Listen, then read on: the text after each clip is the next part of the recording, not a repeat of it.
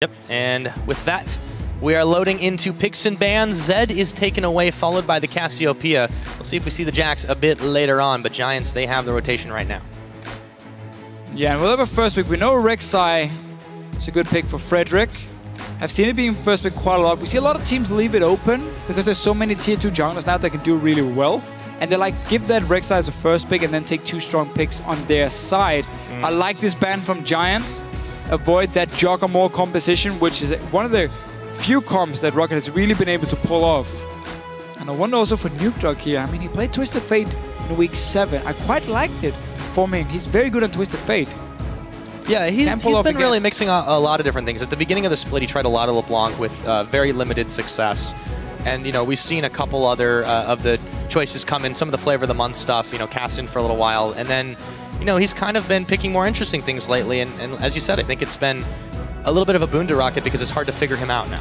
I like at least TF against a team who roams around a lot. It does allow you to really counter-gank them. I guess the only worry could be that Pepinero will be able to control that mid lane. Not that Twisted Fate is a bad laner, he just doesn't really win his matchups. He just goes even and then he puts focus on making plays in the other lanes. And that's always been one of the concerns. When you play against Giants, it's often about Pepinero in that mid lane.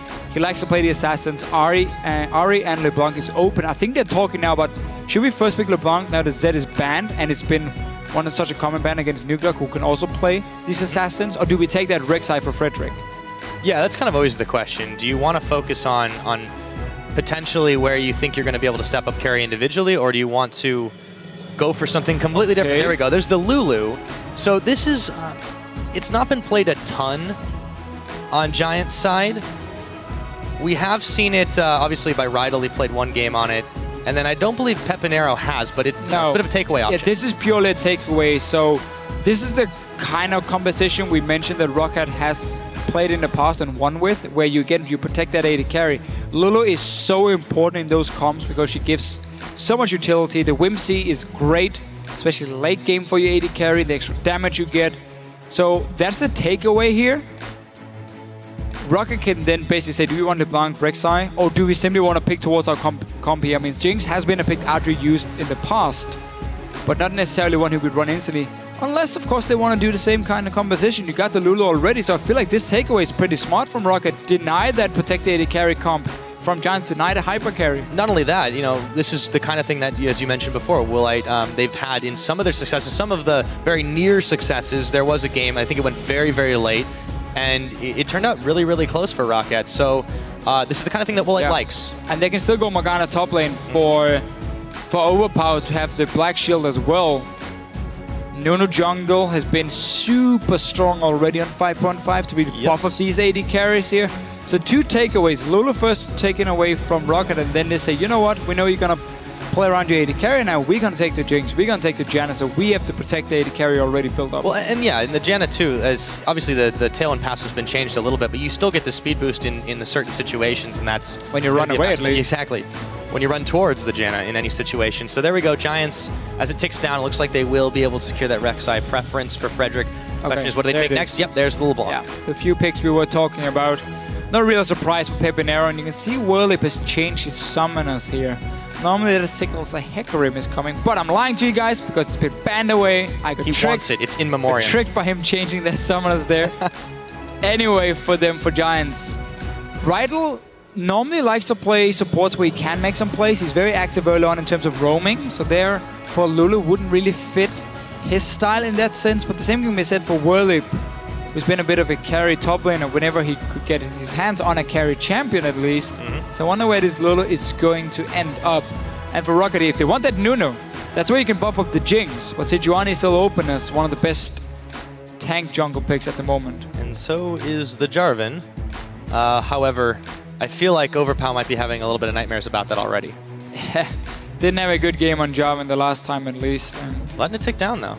They will go for it instead. They do lock it, and the Sejuani. I would really love Nunu here against Rek'Sai as well. It's so good to control the Rek'Sai early, but Sejuani is still a fantastic strong pick. Every champion on ROCCAT's side has a J in its name. 3 of them start with it. There you go, man. Illuminati. You have found the key to ROCCAT's pick and ban phase. They need a J in the name. So, Overpow back on this Jarvan. I want to see what he can do. He didn't do a whole lot last time, but he was again shut down early on, well, together with the rest of the team against Fnatic. You got Sejuani Jarvan. It's a fairly decent 2-on-2 skirmish. A lot of engaged potential, obviously, coming in, and then you trying to set up a few kills for this Jinx, who can then get the reset or get excited to pass her. I wonder if this isn't to like dissuade the Lissandra pick. But were you Epic really... mind games. I guess it would be good against Lissandra top lane. Jarvan is a counter pick to her. But in this situation, when Lulu has already been locked in, Lulu might as well just go top lane. That's true. I mean, it's sort of like okay, yeah, don't get anywhere near our carry. Yeah, there we go. Okay, so this goes back to what we talked about in the start with Twisted Fate coming in to really snowball this Jarvan here. It's a composition we saw Gambit trying to run at IEM against CJ Enters, where you simply just camp this Jarvan lane, because Jarvan is so good at setting up these kills here, and he has so much damage early. He's a bit of a lane bully. So with Twisted Fate coming in, Renekton will hold his own in the one-on-one. The problem is once Renekton falls behind, he can't do a whole lot, and that's when Nukeduck can really aim for that lane, while you have Jinx and Janna, a fairly passive, fairly safe lane. Just aimed at sitting and farming from the side of ROCCAT, and obviously Sejuani can join in for these ganks. So a lot of crowd control between the top few picks. Obviously Cataclysm from the Jarvan. While Giants here, super mid-game focused. Renekton, he's gonna get basically he's just gonna become a massive tank in the late game. You got that LeBlanc here. We know Pepinero needs to create the picks in the mid game around level 16 as well as like the latest pod you really want to play around with LeBlanc. Yeah. And then of course Lucian, Lulu, fantastic strong early on. Does fall behind compared to a Jinx Janna in the late game though. Oh, well, we'll have to see how this one works for them. Now, before we get to level 1, go ahead and tweet us at LOL Esports. Let us know if you think the Giants can even out the head-to-head, or if ROCCAT's going to take 2-0 this split with the hashtags, of course, GIA win or ROC win. We are getting ready. We are going to load up. We've had an interesting day so far. I hope you guys are still with us. It sounds like it. The crowd is getting amped. The big EU sign goes up. The lights go down. We're going to get onto the Rift for game number 4. It's not the first time we see Nukeduck take a bit of a tricky matchup here. You can farm on a Twisted Fate in nearly everything, but Pepinero will have the kill pressure on this LeBlanc, and he's used it beforehand.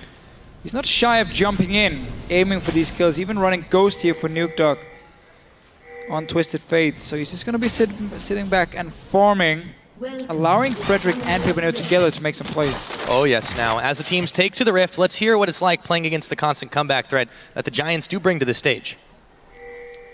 It's gonna be weird to play against the Giants, you know. Even if you're winning 10k gold, you're gonna think about the elements of the game, and you just have to approach them really seriously and not let them have a chance to come back. Never give them a chance to come back. You remember the elements game? Oh, we all remember that one. Quick turnaround from Giants. It is still a thing. I mean, they keep it very cool in the game. Always trying to stay focused, aim for the steals and the comeback. So ROCCAT invading in, trying to spot where the lanes are going.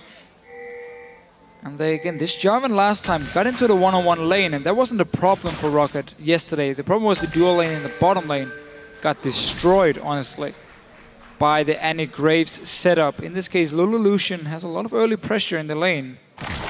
But Jarvan in a lane swap doesn't really offer a whole lot on the side of ROCCAT, but they are setting up for it. A lot of deep wards, even one in the lane bush on the top side, to see if anyone was waiting there from Giant side. You see them moving up, actually in mass right now to the top. And a lot of members of Giants in the middle, so this is already a little bit of an awkward start. You see... Yeah, they're going to swap back, yeah. Yep, well, it's going to take a back in the brush. So that is what's happening here. Oh, so far they're waiting though. Adryh could be in some trouble. And that is why you don't face check a brush. Gonna burn his flash very quickly, but Rydle is also gonna be forced to do it. 2 summoners for the price of an exhaust. And straight to the Gromp, boys. Yeah, so Giants very clearly wanted 2v2 lane, but they were spotted by wards running through that mid lane as well. ROCCAT has already swapped around, getting the 2v1 against the Renekton. And I want to see if Overpow can make some early plays on this Jarvan. Get level 2 and you have some great ganks. That's what you can do in the lane swap. They're chasing onto Rydle again. Well, I guess Rydle is chasing them, trying to stop them from stealing this blue buff. Trying to go double team with it. It is going to get smited down, however, now they turn their attention to Rydle. Jankos moving back away from that one, not quite interested in taking the fight in case there's something else behind it. Flare Lance will connect in. Oh, Pepinero's moving. Yeah, this could be some trouble. Whoa, the Ignite is burned. Will it be enough to take him out? It doesn't look like it. Good flash. Yeah. Some Overpow. Flash used by Pepinero as well, allowing Nukeduck to get the early push in this lane on Twisted Fate. So very standard, you walk in and you throw down a few red cards on the minions in the start. Rydle's not done. He's not stopped roaming. Keeps looking for these two guys here. Waiting in the brush, see if he can get the steal off. Didn't get it. It's going to get taken by Jankos. Still, he really wants those buffs. This is a level 1 Lulu with no flash, by the way. Oh. Ooh. Following ROCCAT around. Overpow didn't get level 2 yet. They couldn't share the XP. So Frederick got a bit of an advantage. Stole the blue buff from ROCCAT. Gone back to his own jungle now. Looking for Nukeduck. See if they can force a summoner. Oh, they do. Flash. Very quickly. As soon as the chains are on him, he decides to bail out. Meanwhile, to the bottom lane, the quietest part so far of this game. Werlyb is not really able to get involved in any of that farming action just yet, with the Jinx and the Janna sitting there. And we have seen how both the lanes have been pushing in the side lanes here. Giants are pushing on the top side. Overpow got to teleport there, seeing as they saw the Rek'Sai in the mid lane. That was safe for him to do. No risk of him getting tower dived suddenly by Giants. So that was a good teleport from him, picking up quite a lot of farm. Same can be said about the bottom lane, because there ROCCAT has built up a massive wave that's going to come into the hands of Werlyb, unless Jankos can get down here in time. But Frederick should know that's about to happen and be nearby. You even saw Jankos step on the trap here, also on the tunnel. So he should be here to defend for Werlyb and get all this XP.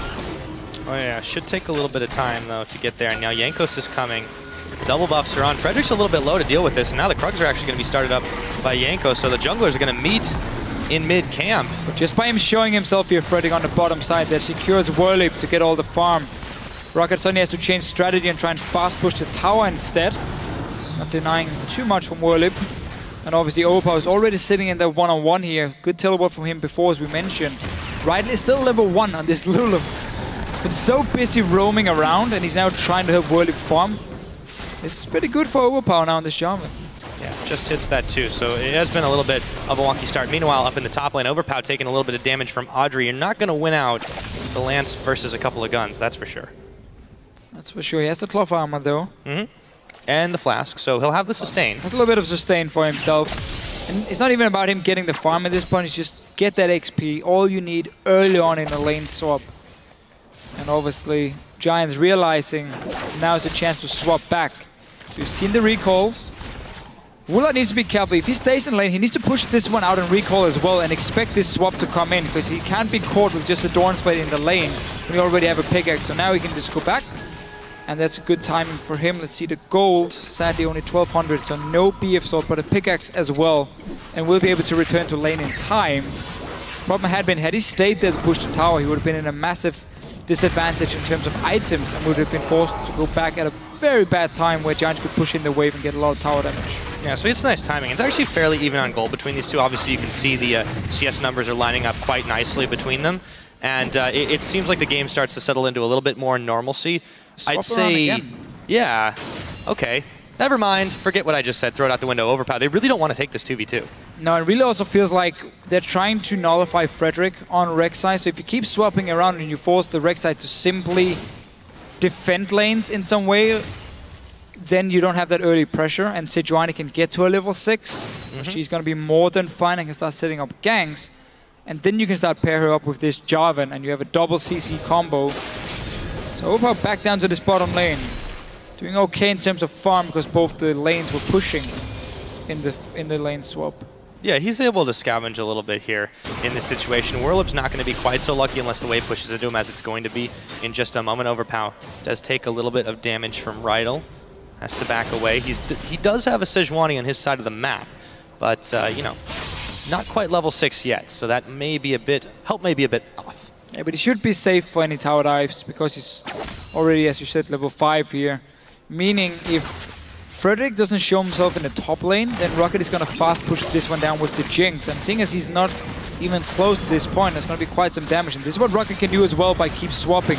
Jinx is so good at pushing towers, especially when she gets a shield from a Janna as well. And obviously Renekton can't do anything in the 2v1 to stop them. So they need Frederick to show himself, and then again, he has no ganking presence if he's sitting in that lane with a Renekton. Exactly, trying to keep him occupied as much as possible, neutralize that threat. Peppy, meanwhile, back to the mid lane, has been a little bit more quiet, has a slight level advantage. Frederick is behind him there, but they're pinging him out so they know exactly what is up. I actually wanted to talk a little bit about the Twisted Fate and LeBlanc matchup, Deficio, but I feel like this game has just had way too much other things going on here. Meanwhile, down in the bottom, we're going to see Overpow tries to take a quick trade, not too heavy there. You can see the fan vote, though. Giants fans are coming out and representing huge, 72% of the win. Always a lot of fans here. 5 guys from Spain. Trying to stay in the LCS now. Jarvan is hit level 6, so you can set up a gank. Nukeduck is moving. There's the Destiny. He's going to get the gold card out on Adryh. Throws out some wild cards as well. The heal has popped the culling as well. Overpow tanking a lot of it on the back side, and he could be in some trouble as Werlyb with the teleport coming in. Overpow, he's going to go down. Oh, the flash! No, that's not what you want. First blood, however, is exactly what Adryh does want. And what happened right there for ROCCAT? TF came down, Overpow was just running, he didn't use flash to engage in first combo, he just waited and waited and waited. You can see on Nukeduck, he turned around, running back to his own tower because the teleport were coming, and Nukeduck, and Overpow kept running in, engaged, ends up dying for flashing the wall. Miscommunication. It's not the first time we see that between Overpow and the rest of his team here. Meanwhile though, Woolite did get a tower in the top lane. We talked about that Jinx and the fast pushing. Oh yeah, but the Giants aren't done on the bottom side of the map here. Looks like they will secure the first dragon of the game. Jinx is going to keep on pushing, no counter threat, no teleport available. It's going to be just a minute before it's going to be able to, anyone's going to be able to defend that. But you can see taking the safe route, Woolite is already backing away. Yeah, but he did his job. There's again also why they swap him around. Now he can go down to the bottom lane with that early tower and a PF sword. So it's looking good now for Woolite on this Jinx. He's obviously going to be the main, or one of the main carries in the late game. It's a good Giants trade, though. I mean, they get the kill, they get the tower, and they get a dragon on top of it. Now, Jankos going to run smack dab into Pepinero, the gold card as well. Peppy never had a chance to react as they stacked the CC on him and just collapsed for a counter kill. Now, 4 guys in mid lane. Beautiful setup from ROCCAT. Overpow doesn't really have a lane he can go to because you're sending Jinx. So let's see before here. Notice how Nukeduck comes in, so he chooses Adryh first. This is where Overpow needs to just combo down towards him, force him to dash away. But notice TP, Nukeduck sees it and runs away, and then Overpow jumps in on his own. Clear miscommunication here and a big mistake from ROCCAT, and then in the end, the last flash here failing as well. Yep, that is a little rough. Woolite now back down to the bottom with Vander looking to finish the job they started earlier. 10 minutes into this game, we will have a 2-tower-to-1 score, as Werlyb is not going to be able to stop this from happening. And that's really the thing ROCCAT can keep doing in this game here. When you have a Twisted Fate going for Lich Bane as well, pick a card and everything, that's a lot of damage on a tower. Then you add in the Jinx with the Janna shield. These towers here, as long as they can move between the lanes faster than Giants, they will always get a few hits on it. And that's all they need to just poke them down. 2 towers now from Woolite, but you can see how Giants is trying to do exactly the same. The reason this is okay for ROCCAT is because the mid game is so heavily in favor of Giants in this case. So if they keep trading objectives, ROCCAT will get faster to that late game point where they can start outscaling the Giants composition. Exactly. I feel like Giants may have picked this particular composition for a reason, though. They do like thrive in that situation. There's the rocket, but Werlyb's going to flash it immediately. And also, you've got the Void Rush here. Frederick could try to collapse, but his presence was alerted. They're going to back away immediately. As up in the top lane, Rydle and Adryh finish the job on that turret. So trading objectives, as you mentioned, it is 2-2. And they're back at it in the bot lane, too. Then it's going to be next target. Pepinero is going to sit in here, though, and try and do his best to defend with all these outer turrets gone. As long as you still have your mid tower alive, you can control the vision around most of your entrances to their own jungle. It's going to be the key thing. So we've seen 1 gank so far from Nukeduck on this Twisted Fate, which resulted in a kill to Giants, but not because of him. And his mid tower is still fairly healthy in here, despite Pepinero having all the pressure in the lane.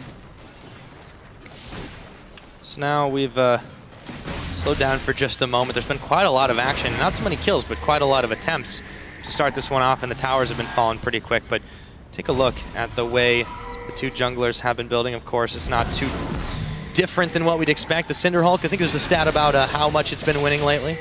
At least yesterday won all the games. Yeah, but you're not going to build it on Rek'Sai, so you've got the Warrior and Champ. It would be a little bit strange at least. Just a little bit. So Frederick going back to the tried and true Warrior, but it's definitely not been able to get as involved. Neither of the junglers really have been able to get super involved. There was Jankos in the mid lane. But so far, compared to the rest of the laners, it has been a little more quiet from their front now. Does that about change? Meanwhile, there's no dragon to contest, but everyone's hanging out by the pit. Looks like ROCCAT have successfully scared the Giants away. Yeah, I'm getting to that point of the game where Giants want to try and create a few plays. We see them already grouping around this mid tower. There was a recall coming in from Overpow and Jankos. The tower here will take a lot of damage. I like the play here from Giants. If you get down this mid tower, you really open up the map. And when you're playing against a Twisted Fate, the deeper in you can get your wards, the easier you can spot where he's going with his ulti, making it very tough for Nukeduck to suddenly find a gank. Yeah, I like the play. Okay, he runs in and takes a little more damage than he bargained for bailing out. Frederick, meanwhile, is going to back away himself. And yeah, it's all about getting that vision down and make sure the Destiny doesn't catch you by surprise. Woolite and Vander try not to be caught by surprise themselves with Peppy jumping in and out. Adryh, Rydle still threatening. Here comes Pepinero backing away as the rocket hits him in the back of the head. Tower defended so far for now, and Dragon's a minute and a half away. We see ROCCAT now, they've defended the mid lane, splitting out this 1-3-1, getting farm on all the carries. Overpow in the top lane, Nukeduck at the bottom lane, and then you see Jinx. Once she gets the static shifts, he's going to provide some decent wave play in the mid lane as well for them. And you don't really want to move that immobile AD carry to a side lane, especially not against the LeBlanc. That's very risky for him. A lot easier to stay alive in this short mid lane, where you still have a tower you can retreat to as well.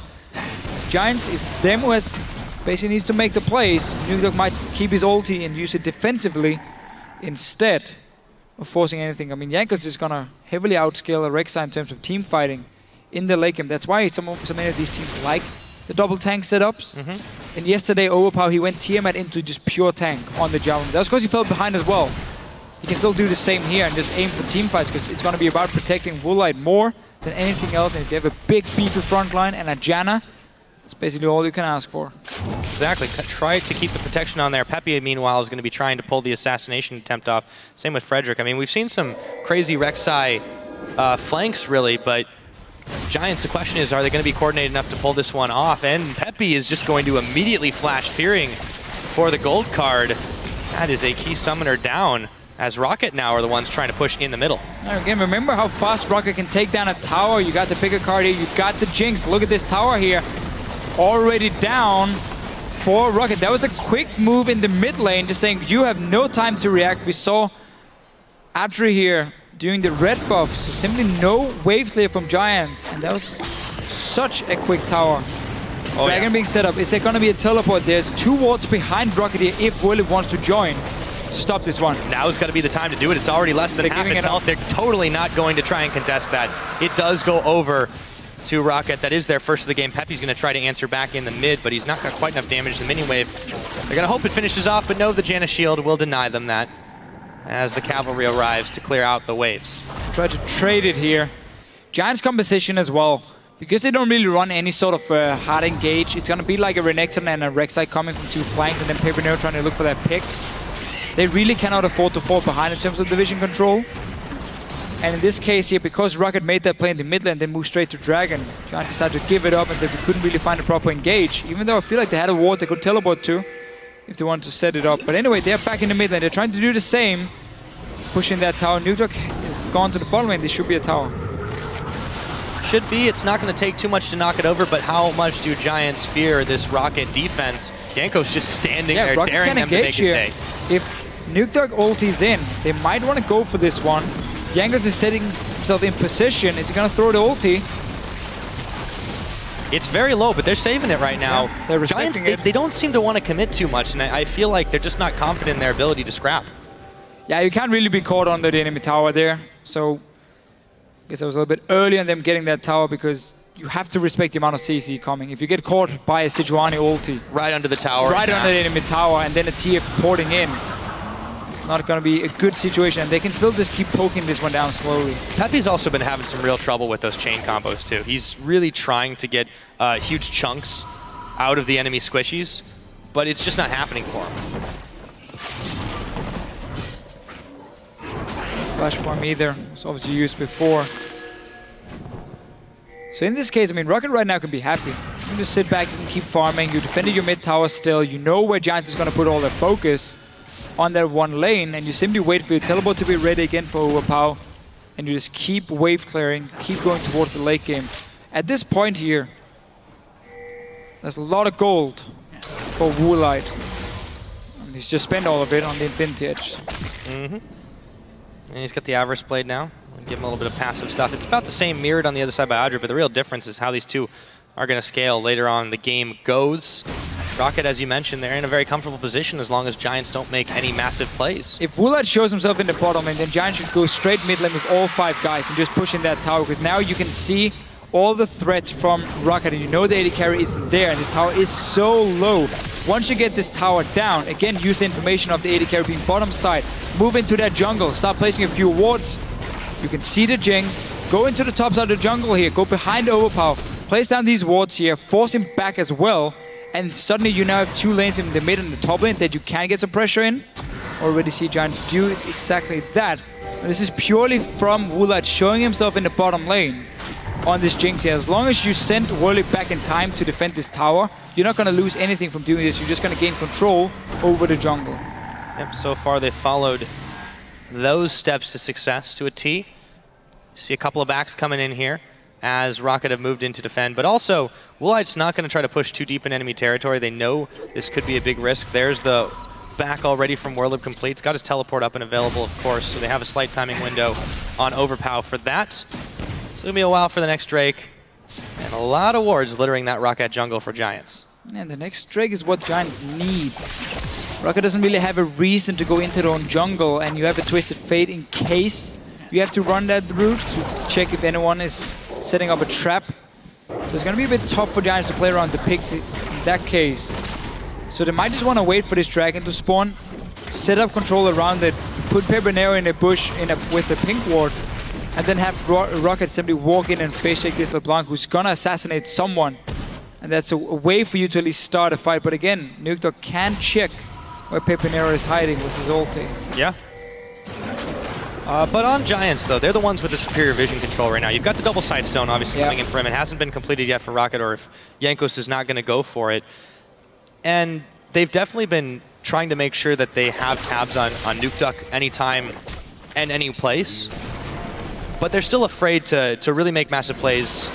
Still going really deep. They have been getting control. This is fine. This is what they should do. It looks like ROCCAT wants to fight though. Werlyb is not there yet. Nice bullet comes out. Frederick is the one getting chunked down. He gets knocked up, and he's in the cage as well. Overpow taking him out. Rydle, meanwhile, trying to save his own life. Overpow burning down. The culling just barely tipping him in the back. It's actually Pepinero that picks up Overpow. Jankos chasing Werlyb. The rocket comes in. It doesn't connect, but still, ROCCAT are on the chase. They found 3 members and only giving up Overpow. Where they go from here, though? So Giants wanted to move in and set up for that dragon, as we talked about how that was a way they could use this pick potential of Pepinero. The problem was he was still in the mid lane running to the rest of his team. Werlyb was in the bottom lane as well, had to TP in after the engage, and ROCCAT is running so much hard engage. Twist the Fate ulti. You got the Jarvan, you got the Sejuani to start the fights. Giants simply didn't respect that. Ends up losing in the mid game. More kills to ROCCAT. Let's take a look at it again. Yeah, so you can see, look at the minimap here. Werlyb is in the bottom lane and Pepinero is in the mid lane, so they went in too early on the side of Giants, didn't respect the engage coming. And now it's basically a lost fight already because you've blown all your flashes defensively. Werlyb does come in the end, doesn't really have an impact because Nukeduck stuns him up very nicely here. And Woolite obviously just sitting in the back line on this Jinx, cleaning house together with the rest of ROCCAT. That was supposed to be your moment for Giants. Now it just kind of turned into giving up some more control. The Dragon's now live. ROCCAT have the Crab Shrine. They have all the vision control on that side. And even though there is a massive Giants moving in towards it and actually trying to clear that one out, they gave this up. So now that the game's changed just a little bit, Giants trying to take this one quickly. Guerrilla Warfare, see if they commit to it. I think they might be a little skittish though. See if ROCCAT can contest. Look at this mid lane here, pushing in top lane as well. If Giants loses this fight, they might lose 2 tier 2 towers as well, meaning it will be near impossible for them to come back. It's such an important one. Notice how ROCCAT is just baiting it because they know the minions are doing work on the towers. Just keep running on it. Okay, Smite. Oh, went over to going ROCCAT. to go over to ROCCAT. Now Giants, after committing pretty heavily, they're going to be the ones in some serious trouble. Woolite picking up Frederick. Werlyb, as big as he is, can they take him out? Looks like they can. It's a double kill going wild for Woolite, and he does not have his rocket ult available to clear off Adryh, but 2 kills is certainly good, and they're looking for even more as Rydle now isolated from the rest of his team, chased down by Overpow and Vander trying to get away through the lane. But here comes Woolite. It's Vander that actually picks up the kill. All the same, they're still looking pretty hot. Fair enough in the end, but again, I mean, ROCCAT in these team fights, Giants can never get the flank. They can never get the right engage. I mean, they have no way of really starting the fight here, and again, Pepinero can never get to the back line because ROCCAT has full information on where they are at all times and just plays around it. They're the ones starting the fights. You use your Sejuani, use your Jarvan, and also these minions did quite some damage. At least the top tower dropped down to 40% tier 2 top tower here from Giants. Just by the minion waves coming in. And as you can see there, it's a must-win for Giants if they want to stay in the playoff race. Not really the goal for them, they just want to stay in the LCS. Yep, that is still going to get harder and harder if they do drop this game. They would, of course, go down to a 4-12 record if that's the case. Let's take a look at this dragon fight. Look at it again here. They can see everything. Pepinero even just used his ulti, used his entire combo on trying to steal the dragon for Giants, and if you do that, the fight is already over because you invested so much onto just the dragon and objective. And that's also why ROCCAT can win it. Notice how Woolite just standing in the back. All safe. His big tanks in front of him. Oh! Overpow is dying again though. Yes, and Peppy could follow. Woolite didn't quite get that, but the rocket is going to miss.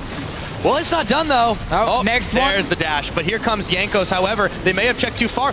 Get excited, and Jankos throws the Glacial Prison at Pepinero, sends him back to Fountain. He gets a double kill after the fact. Werlyb now going down. That's gonna get picked up by Woolite. Adryh, oh my goodness, that's the triple and the ace, and it looks like we're heading for Baron. Yeah, straight to Baron. You got teleport for Overpow as well in 5 seconds in case he is needed.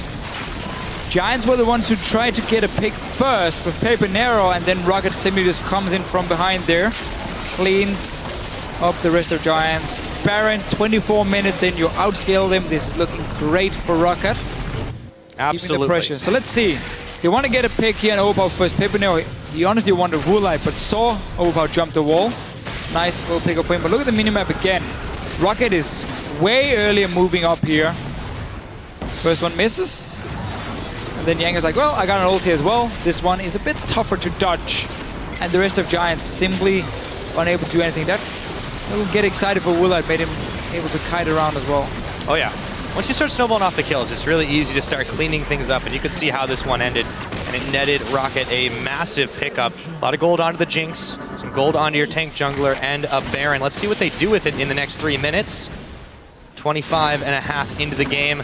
They do lead by a wide margin, and it is getting stronger. And we see here for Jankos a bit of a change compared to what other junglers have done. We still see people go sidestone on these big tanks. We see them go LOCCAT as well. No, Jankos is saying, I'm a real tank here. I'm a real man. I'm a grown-up.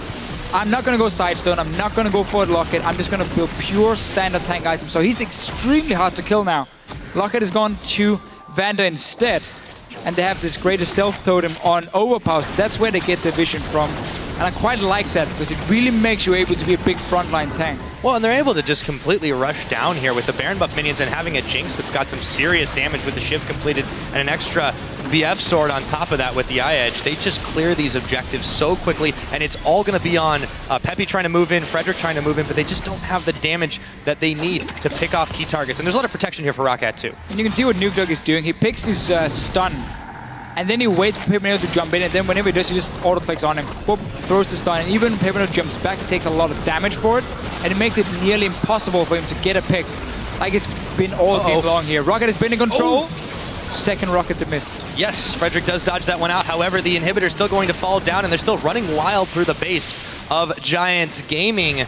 This time, they're going to take the safer route and move out. Start to clear out the other waves. They've got a bit of one building on the bottom side. The Rek'Sai ult's actually coming. Woolite, they mistimed the backs here. Peppy's going to go back. Didn't quite have enough damage to assassinate as Nukeduck was still there.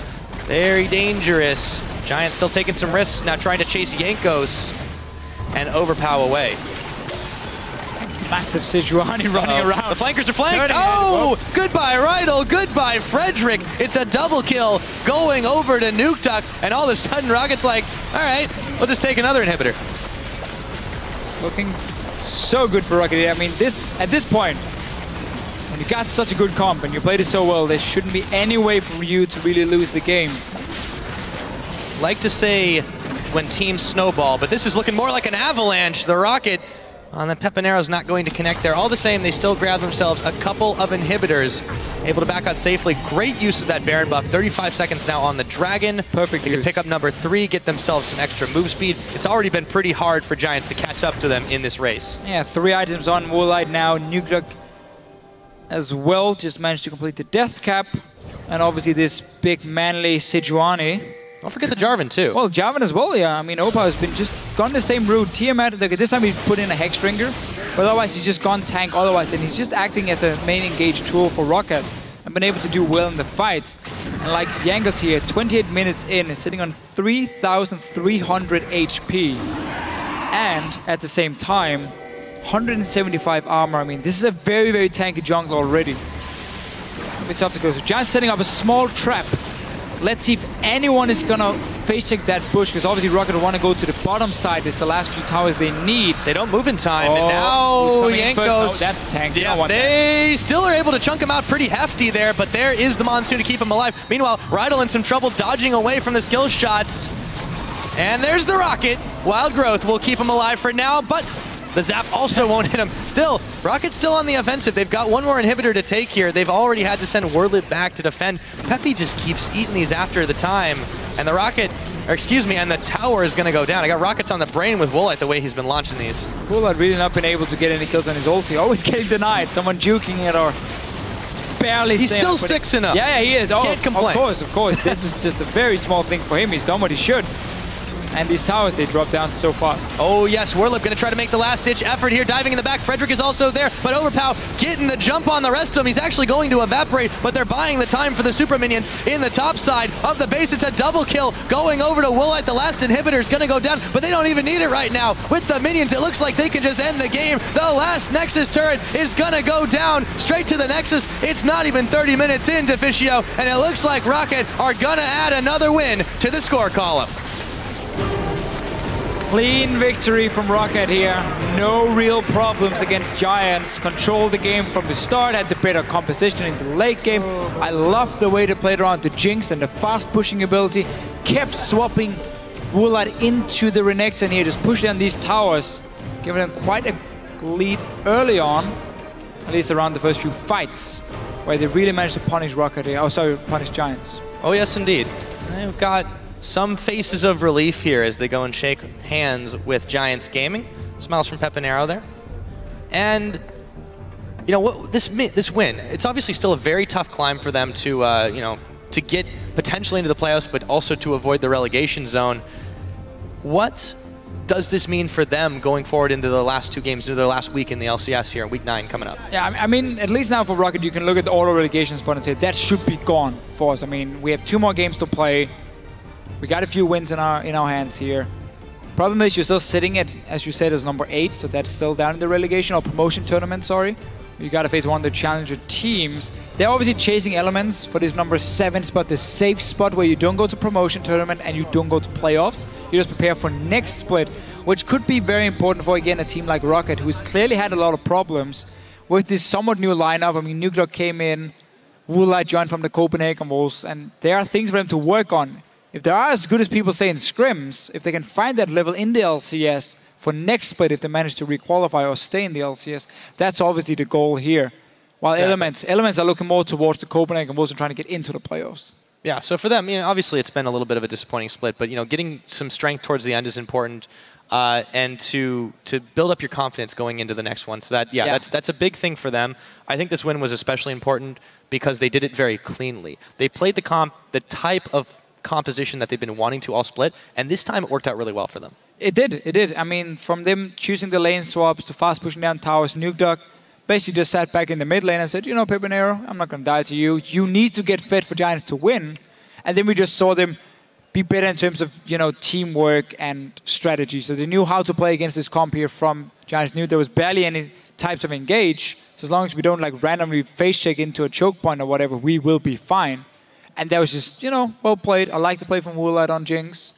And obviously this massive Sejuani from Jankos doing well. Yeah, and this time the Jarvan worked out pretty well for Overpow. All around, they did well, but for Giants on their side, the troubling thing, it seems to continue the trend. They just can't quite get their synergy up. They can't quite bring themselves to make a decision. They were camping out in the brush trying to catch somebody. They were trying to contest for a dragon. And it just seemed when they finally went, it was sort of like, okay, now or never, but we were already a second too late. Yeah, basically, and again, it's been a problem for Giants for such a long time, is they don't really have that clear game plan. They don't have the strategy to say, what are we going to do next? How are we going to use our comp, the current mid-game spike we were supposed to have when you play like Lucian, LeBlanc, Renekton? How are we going to use it effectively to get a lead? That's where it's missing for them. Still, people have to remember, they qualified as the last team. They lost to H2K in the expansion tournament and then had to beat Recent Gaming to get in the LCS. So they came in as number 10. And again, as we've said so many times, they made it clear we had to only just stay in the LCS. And we do see there's a gap between them and the other team. Still, they've managed to pull off some great victory. That's definitely true. Now, for a closer look at that game, we're going to hand it back to Shox and